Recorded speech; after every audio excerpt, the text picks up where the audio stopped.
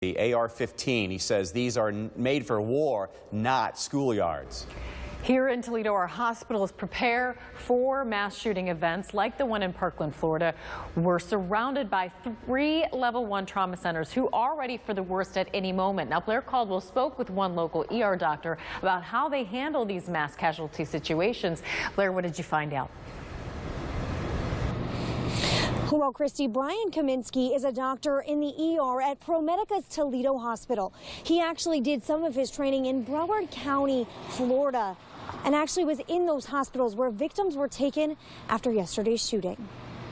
Really surprising to me, and I immediately, started to think backwards in my time there and kind of wondered how everyone was handling that. And, regardless of whether or not you're a care provider and you take care of sick and injured people all the time, something like that with that level of impact with children, it is a very emotional situation. Despite his heartbreak from the horrific events, Dr. Kaminski is an ER doctor here in Toledo. He says they prepare for these situations. Seeing things like this happen across the country, you almost come into this false sense of security like it could never happen in your backyard, but it really could, and I hope it never does happen in the Toledo area. But we do have resources, and we would work through it just like they did in Broward County.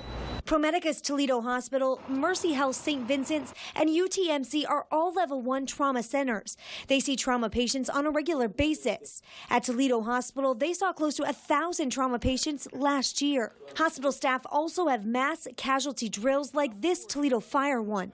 Please, help me. Once the patient arrives, the priority is providing medical care within the golden hour. So the golden hour is that time frame that you can actually make a big difference in somebody that potentially has a life-threatening injury.